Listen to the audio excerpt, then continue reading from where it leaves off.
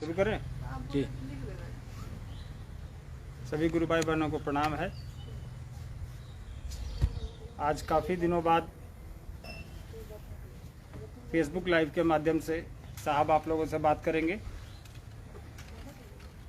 बीच में थोड़ा lockdown, corona का प्रभाव, उस कारण भी बात नहीं हो पाई।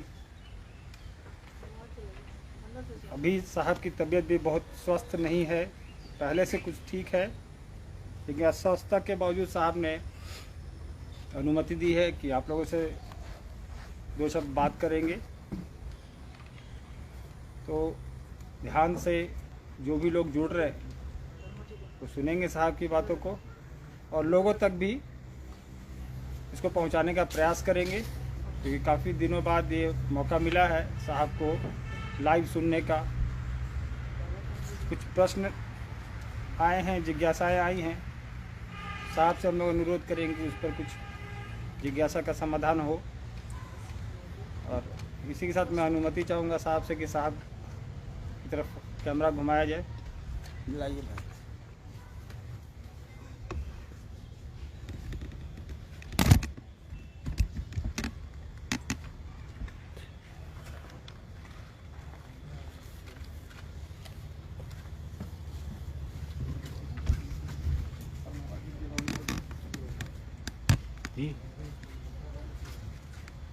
एक लंबे अरसे के बाद मैं आपके सामने,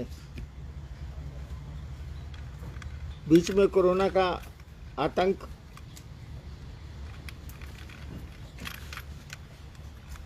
मन इस चिंता में पड़ा था कि पूरी दुनिया त्रस्त है, इसीलिए बात करने की इच्छा भी नहीं हुई। शिव चर्चाएं तो घरों में जो होती हैं वो मेरे या आपके, वो तो चलती रही। पिछले बार मैंने कहा था कि मैं आऊँगा, लेकिन कमबख्त तो शरीर साथ दे तब तो। अभी भी बहुत साथ नहीं दे रहा, फिर भी ऐसा मत समझिएगा कि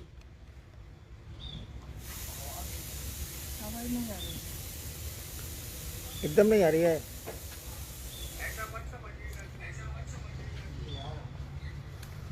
ऐसा मत समझेंगे आप कि कोरोना का संक्रमण समाप्त हो चुका है, वो है। और हमको आपको जो सरकार द्वारा निर्देश दिए जाते रहे हैं या दिए जाते हैं उनका अनुपालन करना चाहिए, वो हमारी आपकी सुरक्षा के लिए। गुरु भाइयों और गुरु बहनों से भी मैं अनुरोध करूंगा कि सतर्कता नहीं छोड़ें।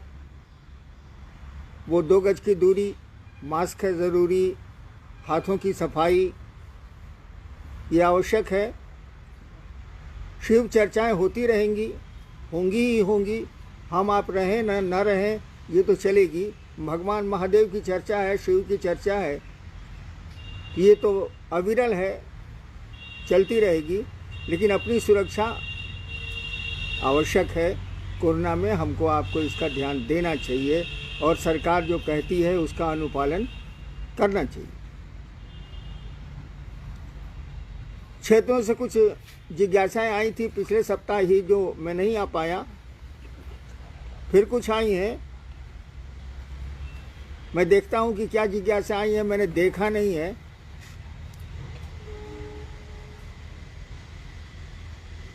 क्या जिज्ञासा है, कोई पढ़िए भाई। आओ चले शिव की ओर। पेज नंबर 177 में साहब आपने लिखा है कि ऐसे में यदि प्रश्न होंगे तो चुंबक उत्तरगामी होगा, मेरे गुरु शिव होंगे। इस वाक्य का क्या अर्थ है? सोनी, झारखंड, भरतखंड, बिहार। भरतखंड का कौन स्टेट? बिहार। बिहार।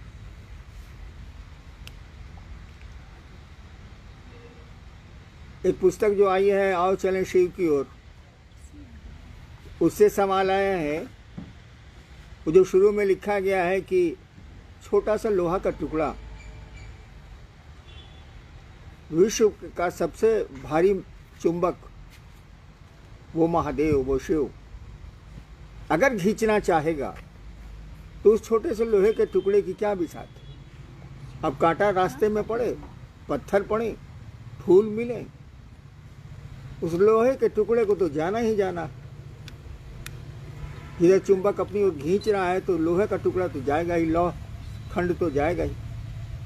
वही मैंने लिखा है कि हमसे क्यों सवाल करते हो बाबू।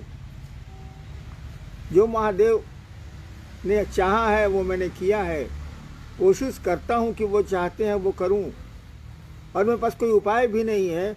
वो चुंबक जब खींच रहा है और दुनिया का सबसे स्ट्रॉन्गेस्ट मैग्नेट है, सबसे मजबूत चुंबक है, तो एक मामूली सा लोहे का टुकड़ा, एक जीव, एक शिष्य क्या कर पाएगा, क्या कर सकता है।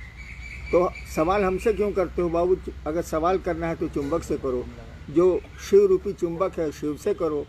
हमसे क्या करते हो, हम क्या जवाब देंगे। कोई अपने मन से, मैं बचपन से आज तक तो चला नहीं हूँ, किसी ने चला दिया तो मैं क्या करूँ। नेक्स्ट। जब 3 सूत्र आपके अनुभव और घटनाओं पर आधारित है तो नमः शिवाय से 108 बार प्रणाम की विधा अलग से क्यों करें। क्या स्वास्थ्य से प्रणाम और मानसिक नमन के परिणाम अलग अलग हैं। सवाल ही अटपटा है। जब 3 सूत्र आए हैं, मेरे द्वारा निरूपित हैं, तो उसी में ना तीसरा सूत्र है नमः शिवाय से अपने गुरु को प्रणाम करना। अलग से कहाँ है। ये जो सवाल है कि नमः शिवाय अलग से करना है, अलग से क्यों करना, उसी का खंड है, वो तीसरा सूत्र वही है। हाँ, आपका चर्चा करने को बहुत मन करता है, इसीलिए लगता है कि नमः शिवाय फालतू है, दया मांगना फालतू है। चर्चा करने में मन लगता है, उसमें मन की तुष्टि होती है, उसमें लगता है कि दूसरे बेवकूफ़ हैं, हम आप होशियार हैं, तभी ना हम समझा रहे। इसीलिए लगता है कि नमः शिवाय बेकार है, वो अलग से दिया हुआ है। जी ना, वो तीनों सूत्रों में तीसरा सूत्र नमः शिवाय से अपने गुरु को प्रणाम करना है। और जो अपने गुरु को प्रणाम नहीं कर सकता वह शिव का शिष्य हो ही नहीं सकता। जो अपने पिता और माँ को प्रणाम नहीं कर सकता वह पुत्र कहलाने का अधिकार भारतीय संस्कारों में नहीं है उसको। और जहाँ तक मानसिक प्रणाम यानी माला पर प्रणाम जिसको आप कह रहे हैं, और श्वास पर प्रणाम, दोनों में थोड़ा अंतर है। माला पे अगर प्रणाम कर रहे हैं तो उसकी गिनती तय है, वो 108 बार ही होगा। माला 108 की दानों की होती है। श्वास पर गिनती नहीं है, वहाँ गिनती नहीं की जाती है। सांस आती है तो नमः जाता है, और सांस निकलती है तो शिवाय जाता है। और ये प्रणाम शिव गुरु को स्मरण करके किया जाता है। कहीं भी किया जा सकता है, खेत में भी काम करते किया जा सकता है, भोजन करते भी किया जा सकता है, नहाते भी किया जा सकता है, कहीं भी किया जा सकता है। लेकिन माला पे जब तो खेत में खुरपी चलाते नहीं हो सकता। नेक्स्ट। नमः शिवाय से प्रणाम करते समय महादेव की तस्वीर जिस पर ध्यान करते हैं वो गायब हो जाती है, तो भाव प्रणाम कैसे करें। महादेव की तस्वीर जब उनको प्रणाम करते हैं तो गायब हो जाती है। गायब, महादेव की तस्वीर नहीं गायब होती है बाबू, हमारा आपका मन वहाँ से हट जाता है। उनकी तस्वीर कहाँ गायब होगी, वो तो कण कण में। और आप जो कल्पना किए हुए हैं शिव की तस्वीर की, वो आपकी कल्पना ही दूसरी जगह चली जाती है, वहाँ ठहरती ही नहीं। और हम लोगों ने ध्यान करने को कहा भी नहीं। हम लोगों ने कहा कि अपने शिव को याद करिए और आप उनको प्रणाम कीजिए। भाव से प्रणाम का मन नहीं हुआ, दिल उनको प्रणाम करे, दिमाग नहीं, बोली नहीं, मुंह नहीं।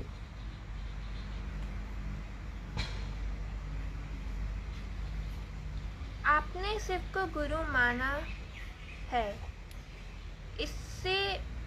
इसको कहना शुरू किया, उसके पीछे आपका क्या प्रयोजन था।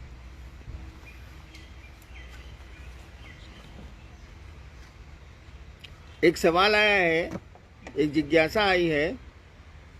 मैंने शिव को गुरु माना और कहना शुरू किया कि शिव को आप भी अपना गुरु बनाएं। इसके पीछे आपका क्या प्रयोजन था या है। देखिए, मैं अध्यात्म के क्षेत्र में बचपन से ही लगा रहा। तरह तरह के अघोरी, तरह तरह के तांत्रिक, तरह तरह के गुरु। योग की साधना भी की, स्मशान की भी साधना की, लेकिन मेरे मन लायक हासिल कुछ नहीं हुआ। मेरा मन क्या चाहता था ये हमको भी नहीं पता। बहुत सारी आकांक्षाएं, इच्छाएं आपके मन को भी पता नहीं होती हैं, जो काल क्रम में आती हैं। जब मैंने शिव को गुरु माना, किसी ने तो कहा नहीं था, कहीं मैंने पढ़ा नहीं था, जब मैंने शिव को गुरु माना तो पूरा अविश्वास था, कोई भरोसा नहीं था मुझको। कहा कि सभी जगह से हताशा मिली थी, निराशा मिली थी, दुख मिला था, तो हमको लगा कि शिव तो शरीर में है नहीं, वो बोलेंगे भी नहीं, तो वहां तो कोई उम्मीद है ही नहीं। लेकिन धीरे धीरे शिव को गुरु मानने के बाद धीरे धीरे जो परिणाम आने शुरू हुए, 6 साल बीता, 74 में, 1974 में, 74 में मैंने शिव को गुरु माना और आया 1980 का साल। मैंने इक्का दुक्का लोगों को कहना शुरू किया। पहले तो कहना शुरू किया कि नमः शिवाय से करिए,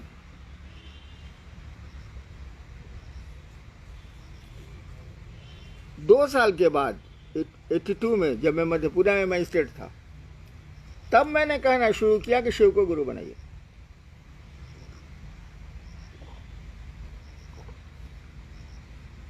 मैंने कहा कि शिव को गुरु बनाने की जरूरत नहीं, वो तो गुरु है, अपना गुरु बनाइए, यानी आप शिष्य बनिए। बड़ी कठिनाई हुई, बहुत परेशानियां हुई, लेकिन मैं बढ़ता गया। उन परेशानियों, उन तलखियों, उन व्यंग्य शब्दों के बावजूद मुझको लगा कि शिव कमाल के गुरु, जो शरीरधारी गुरुओं से भी ज्यादा नजदीक हैं, ज्यादा बढ़िया से समझा सकते हैं। वो मध्य रात्रि को भी समझा सकते हैं, बिछौने पर भी समझा सकते हैं, कहीं भी समझा सकते हैं। केवल आपको शिष्य बनने का भाव देना होगा। मुझको लगा कि ये कमाल के गुरु, क्यों नहीं लोगों के दिल में शिव को बसाया जाए। और उसी सिलसिले में अब तक मैं काम कर रहा हूं कि लोगों की धड़कनों में शिव बसे, वो गुरु बसे, ताकि उनका जीवन भी सुंदर हो जाए, सुखमय हो जाए, शिवमय हो जाए। उनकी भी इच्छाएं, आकांक्षाएं या उनका जो व्यवहार है वो थोड़ा शिव के अनुरूप लगे। ऐसा नहीं कि वो एकदम स्वार्थ में जी रहे हैं, किसी से कोई मतलब नहीं है, पड़ोसी बीमार है तब भी आप चैन से हैं, ये छूटे। क्या शिव तो सर्वहित में काम करता है, वो तो सर्वमय है, इसीलिए सर्वहित में काम करता है। मैंने इस काम को शुरू किया, धीरे धीरे संख्या बढ़ती गई और जैसे जैसे बढ़ी मैंने देखा कि लोग शिव से नहीं जोड़ रहे हैं। शिव चर्चाएं जरूर कर रहे हैं, खूब कर रहे हैं। शिव चर्चा रोक दी गई है अभी कोरोना में, तो लगता है कि मैं अकेले में मिल जाऊं तो ये लोग मुझको मारेंगे कि काहे रोक दिया आप। एक आदमी ने तो मुझको सासाराम से फोन किया कि आप होते कौन है शिव चर्चा रोकने वाले। यानी कहने का मानी चर्चा का ये आकर्षण। अगर कहीं चर्चा है और मैं कैंसिल कर दूं उसको तो बहुत बवाल होता है। बहुत प्रिय मेरे लोग अब मुझको अप्रिय नजरों से देखते हैं। यानी चर्चा का आकर्षण बहुत है, क्योंकि उससे सम्मान भी लोगों को मिलता है, सुविधा चाहे तो सुविधा भी मिलती है, अयासी चाहे तो भीड़ है तो पैसे भी मिलते हैं। और धीरे धीरे महादेव का महत्व घटने लगा, करीब करीब घट चुका है। कुछ ही लोग बचे हैं जो शिव से लोगों को जोड़ रहे हैं। अमूमन लोग जो 20 साल 25 साल से हैं, अमूमन वे लोग अपने से लोगों को जोड़ रहे हैं ताकि उनका क्षेत्र बढ़े, उनका वर्चस्व बढ़े, उनको सुविधाएं मिल पाए, उनको सम्मान मिल पाए। बाकी जो आप समझते हैं समझिए। अपने गुरु तो मेरे लिए बहुत दुख का कारण था है ये कि हम काम शुरू किया था शिव से लोगों को जोड़ने के लिए, शिव लोगों के दिल में धड़के, ये सोच के मैंने काम शुरू किया था। और ये हो क्या रहा है, जो है सो अपनी डफली अपना राग गा रहा है। बहुत क्षेत्रों में देखिएगा, उस आदमी से बिना पूछे उसके क्षेत्र में आप जा नहीं सकते। क्या उसका राज चलता है, उसका वर्चस्व चलता है, उसका कंट्रोल चलता है। क्या शिव शिष्य के ये लक्षण है? क्या शिव ऐसा ही करते हैं? वो तो नहीं करते। आप शिव के शिष्यों के ऐसा क्यों करते हैं? बहुत जिलों में देखिएगा लोग कहेंगे कि हम तो 40 साल से वही कर रहे हैं जो साहब चाहते हैं, और बाद में देखिएगा कि पूरे इलाके में कभी उसका राज था, पूरा शासन चलाता था वो। और अभी पूछिएगा कि भैया आपको लोगों को शिव से जोड़ना था, आप अपने से जोड़ लिए, तो आपसे मार करने को तैयार हो जाएगा। एक ही उदाहरण उसको दे दीजिए कि आपके पूरे जिले में आपका आतंक है। आतंक शब्द का मैं प्रयोग कर रहा हूं। आतंक है, आप जो चाहते हैं वही होता है शिव चर्चाओं में या परिचर्चाओं में, तो आपका शत्रु हो जाएगा। मेरे बहुत शत्रु हो गए हैं। इस काम के लिए तो शिव कार्य नहीं शुरू किया गया था। ऐसे तो शिव दिलों में लोगों के नहीं धड़केंगे। आप धड़क रहे हैं भाई साहब, कारण जो भी हो वही हो रहा है। और शिव को गुरु मान के आप चले हैं तो कुछ नयापन आना नहीं चाहिए। आज तक गुरु शिष्य परंपरा में शिष्य लोक खो जाए, परलोक खो जाए, ये नहीं हुआ। धरती मिल जाए या आसमान की अलौकिक शक्तियां मिल जाए या फिर मोक्ष मिल जाए, इसी दो काम के लिए ना गुरु शिष्य परंपरा आज तक पूरे विश्व में चली है। आपका गुरु सर्वोच्च गुरु है, सबसे बड़ा गुरु है वो, उससे बड़ा गुरु हो ही नहीं सकता। वो ईश्वर है, महेश्वर है, वो वह आपका गुरु है। तो आप उसके शिष्य हैं तो कोई नमूना पेश करिएगा ना भाई साहब। आप लोक परलोक के पीछे काहे पड़े? शिव से जुड़िए, आपको लोक भी मिल जाएगा, परलोक भी मिल जाएगा। बहुत शिव से मुझको मिले कि मुझको शिव से बना दीजिए। अभी मैं कैसे बना दूं? गुरु है शिव, शिष्य बनेंगे आप, मैं बीच में कहा हूं? लेकिन इसके पीछे उसकी मंशा क्या थी? वो सोचता क्या है? वो सोचता है कि शिव से बनेंगे, कुछ अलौकिक शक्तियां आएंगी और मेरा सम्मान बढ़ेगा। अभी तो 500-600 रुपया लोगों से लेते हैं, अब 5,000, 10,000, 20,000 लेंगे। यही मंशा है। तो लोग तो आपसे छूटा ही नहीं, ये धरती तो आपसे छूटी ही नहीं। शिव के शिष्य हैं आप, तो शिव को दो लोगों के दिल में धड़काइए ना, उस महादेव को धड़काइए ना, जो आदिकाल अनादिकाल से ईश्वर बना हुआ है, जिसके घर घर में पूजा होती है, वो करिए ना। तो ये जो सवाल है कि हमने जिस प्रयोजन से महादेव का काम शुरू किया था वो प्रयोजन नहीं है अब। कुछ लोगों को छोड़ के, कुछ लोग अभी भी हैं, मैं इसको स्वीकार करता हूं और उनको प्रणाम करता हूं, वो हैं, उनको भी, जो चले गए उनको भी। लेकिन ऐसे लोग ज्यादा हैं जो चर्चाओं को ही शिव समझ लिए। शिव चर्चाएं ही शिव हो गई हैं और शिव की कोई कीमत इनके पास नहीं है, चर्चाओं की कीमत है। अभी चर्चाएं रोकी हुई हैं, मामूली क्रोध है लोगों को, तो रास्ता निकाल लिया इन लोगों ने। क्या कॉन्फ्रेंस करेंगे? मुंबई पर जो कॉन्फ्रेंस होता है मुझको तो आता नहीं है। कॉन्फ्रेंस करेंगे, बड़े बड़े सीनियर गुरु भाई जिनको आप कहते हैं, मैं नहीं कहता, वो लोग कॉन्फ्रेंस करते हैं, अपने हेडमैन बने हुए हैं उसके। दे मॉनिटर दी कॉन्फ्रेंस। क्या इसका मानी है? हमको समझाइए तो। आप अपने ज्ञान का अहंकार दूसरों पर थोप रहे हैं। आप समझ रहे हैं कि आप बहुत ज्ञानी हैं, इसीलिए 20, 50, 100 को जुटा लेते हैं आप कॉन्फ्रेंस पर। वो दीवाना है चर्चा का, तो आपको मौका मिल जाता है और आप उसको जोड़ते हैं कॉन्फ्रेंस में, टाइम फिक्स किए हुए। मैं इसका विरोध नहीं करता, लेकिन अगर आप जिज्ञासा वाले मन से कॉन्फ्रेंस कर रहे हैं तो करिए, लेकिन आप तो अपना ज्ञान उड़ेलने के ख्याल से करते हैं। किसी कॉन्फ्रेंस में किसी अच्छे गुरु भाई को भेज दीजिए, उसका जो हेडमैन है उसको गाली दे देगा, क्या वो सही बात बोलेगा? हेडमैन को बुरा लगेगा कि मेरे 25 आदमी के सामने हमको बेइज्जत किया ही। यही तो हो रहा। कॉन्फ्रेंस हो रहा है कि मजाक हो रहा, अपने ज्ञान का प्रकटीकरण हो रहा। अरे शिव जो दया के अक्षर स्रोत हैं वहाँ लोगों को नहीं प्रेरित कर रहे हैं आप। वहाँ लोग नहीं जा रहे हैं, शिव से नहीं जुड़ रहे हैं, ज्ञान से जुड़ रहे हैं। ज्ञान हमेशा खतरनाक होता है। कहा जाता है कि ज्ञान के कांटे से अज्ञान को निकाला जाता है और फिर दोनों कांटे फेंक दिए जाते हैं, ज्ञान का कांटा भी गड़ता है।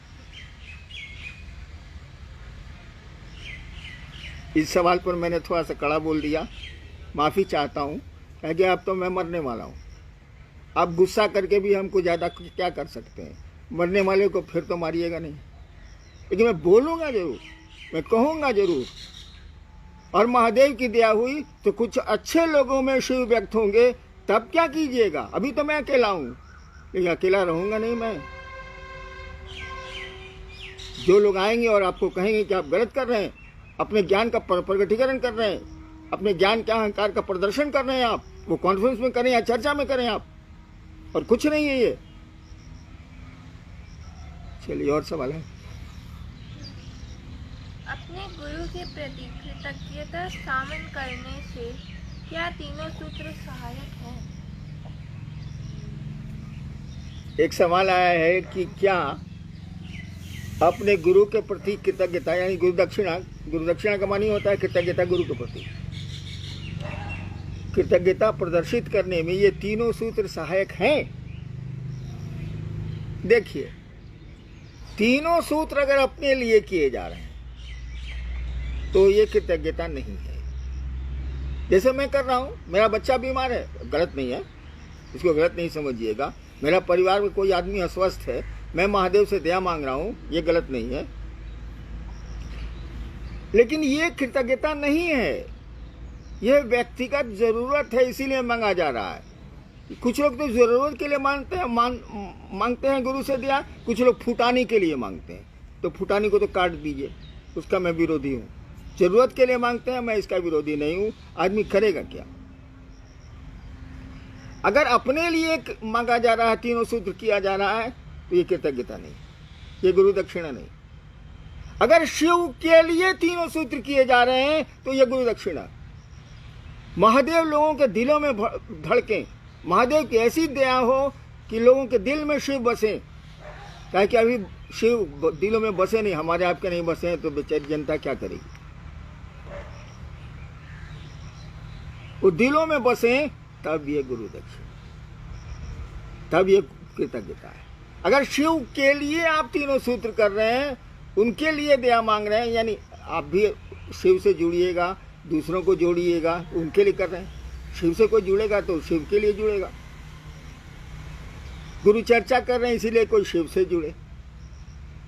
नमः शिवाय कर रहे हैं कि गुरु को प्रणाम हो, आप पर दया मिले, सब पर दया मिले, और लोग शिव से जुड़े, शिव से जुड़े। शिव के लिए अगर तीनों सूत्र हो रहे हैं, ये कृतज्ञता, ये गुरु दक्षिणा है। लेकिन जब तक लोक के लिए और परलोक के लिए तीनों सूत्र किए जा रहे हैं, आध्यात्मिक शक्तियां मिल जाए, मुझको मोक्ष मिल जाए, अर्थ धर्म काम मोक्ष मिल जाए, अगर तीनों इसके लिए अगर शिव चर्चाएं हो रही हैं, लोक और परलोक के लिए अगर हो रही हैं, तो वो कृतज्ञता नहीं है। अगर शिव के लिए हो रही है, उस महादेव के लिए हो रही है, तो ये कृतज्ञता है। लोक परलोक के लिए अगर की जा रही है शिव चर्चाएं, तो ये तीनों सूत्र, तो ये कृतज्ञता नहीं है, ये गुरु दक्षिणा नहीं। खत्म खत्म। बोलिए बोलिए। तीन सूत्र गुरु दया से उपलब्धि की विधि है, कैसे? तीन सूत्र जो हैं वो गुरु दया से ही वो उपलब्धि की विधि है। गुरु दया नहीं रहेगी तो उपलब्धि की विधि नहीं है। तीनों सूत्र गुरु दया से उपलब्धि की विधि है। यानी अगर तीनों सूत्र से आप उपलब्ध करना चाहते हैं, शिव की ओर, शिव की अध्यात्म में आगे बढ़ना चाहते हैं, तो इसके लिए तीनों सूत्र में गुरु की दया अपरिहार्य है, अनिवार्य है। बिना गुरु की दया के नहीं होगा, और आज तक नहीं हुआ, और आज तक नहीं हुआ। हमेशा ये ज्ञान रखिए कि आपने शिव को गुरु माना है, उससे बड़ा गुरु नहीं होता है। वो सर्वोच्च गुरु है, वो महेश्वर है। वो इतने ताकतवर गुरु के यहाँ जाके दांत खटाखट क्यों कर रहे हैं? उसकी दया के भरोसे रही ना, वो कर देगा। हम लोग उसकी दया के भरोसे नहीं है। हम लोग के जेब में 100 रुपया रहता है तो मिजाज बना रहता है, 100 रुपया निकल गया तो ढूंढने लगते हैं और चोरी करने की मानसिकता में आ जाते हैं। मेहनत तो करने आता नहीं, हम लोग को मेहनत करे कमा नहीं सकते।